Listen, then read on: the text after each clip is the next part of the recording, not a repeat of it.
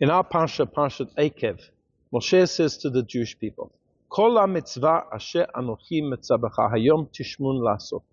All of the mitzvot, all of the commandments which I command you today, you shall guard to do. Leman tichyun u'revitem, so that you will live, you will have life, u'revitem, and that you will increase. Keep all of the mitzvot, guard all of the mitzvot. It will bring you life, it will bring you a blessing.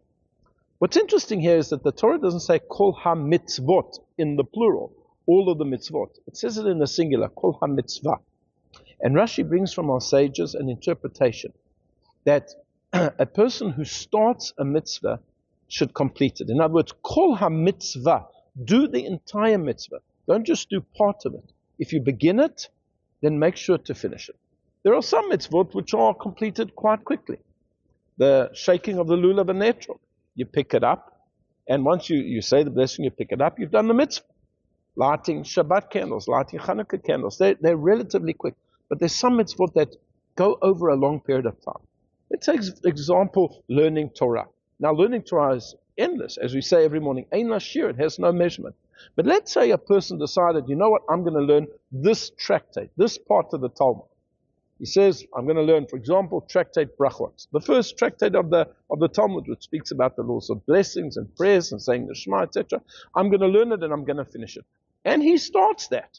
He starts his learning, and he does it for 1 week and 2 weeks and a month, etc. And then, things change and he doesn't have time, and he sets it aside and he doesn't finish it. This is what Moshe is warning the Jewish people. Kol ha-mitzvah. That when you start a mitzvah, when you begin a mitzvah, gomer ota, complete it. Because a mitzvah is only called after the name of the person who completed it.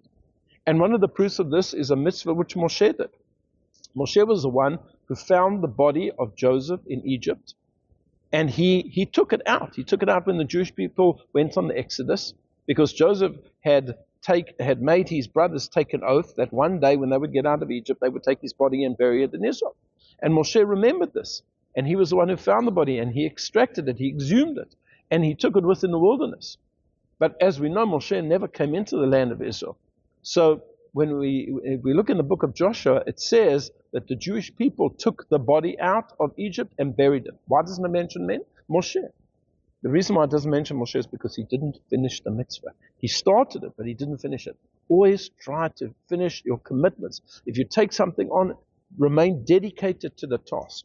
It can be challenging. Sometimes when we do a mitzvah, it takes resources, it takes energy, it takes resolve. Let's say a man is going to say Kaddish for a parent who passed away, and he's going to come every single day, twice a day, early in the morning, in the afternoon, to say Kaddish, whether it's sunny weather or whether it's rainy, whatever the case is. Sometimes it can be very, very difficult.